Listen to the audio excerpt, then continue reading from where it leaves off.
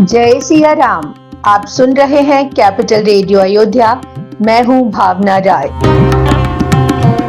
और मैं हूं वात्सल्य राय। सभी सुनने वालों को जय सिया राम।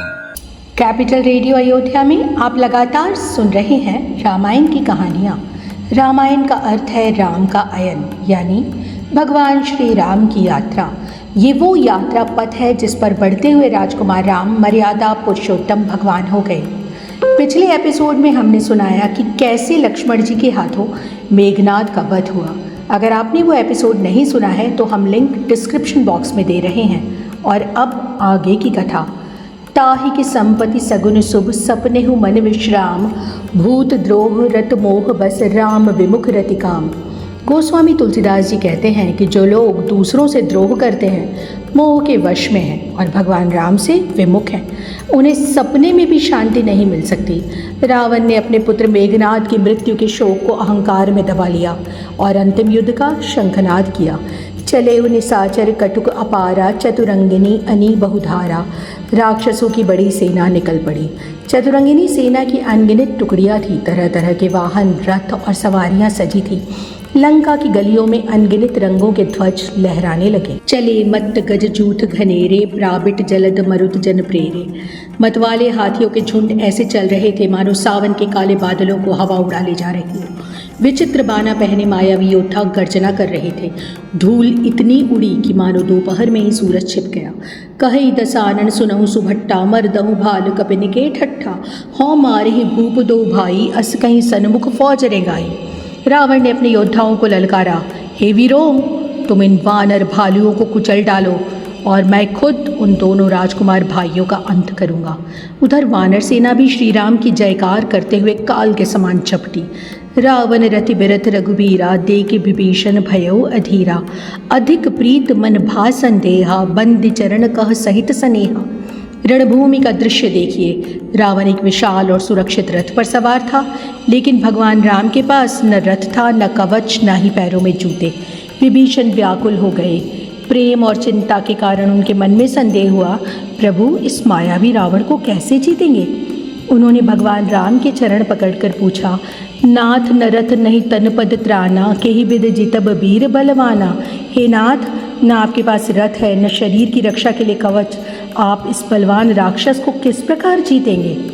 सुनहु सखा कह कृपा निधाना, जेहि जय होई सो स्पंदन आना। भगवान राम मुस्कुराए और बोले, हे मित्र सुनो, जिससे असली विजय मिलती है वह रथ तो दूसरा ही होता है। भगवान राम ने विभीषण को विजय के धर्मरथ का रहस्य बताया। सौरज धीरज तेहि रथ चाका, सत्य सील दृढ़ ध्वजा पताका।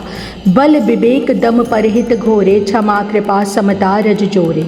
शौर्य और धैर्य उस रथ के पहिए हैं। सत्य और सदाचार उसकी मजबूत ध्वजा और पताका है।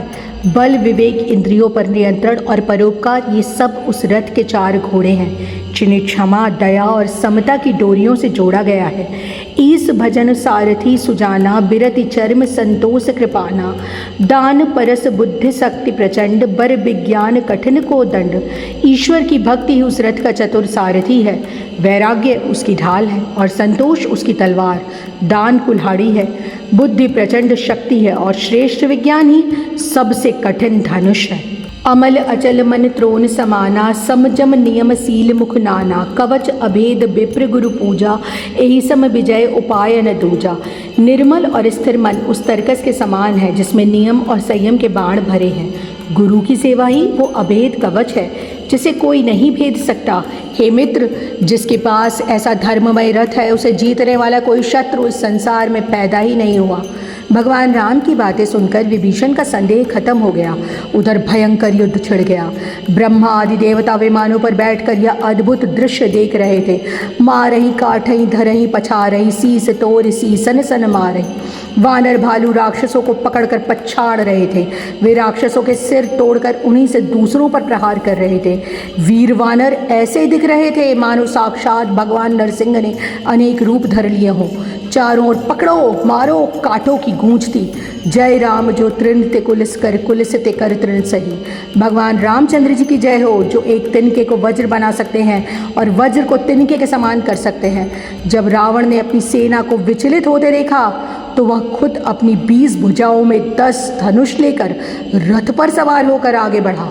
धायु परम क्रुद्ध दस कंधर सन्मुख चले हुहुदय बंदर, गही कर पादप उपल पहारा, डारिणिता पर एक ही बारा।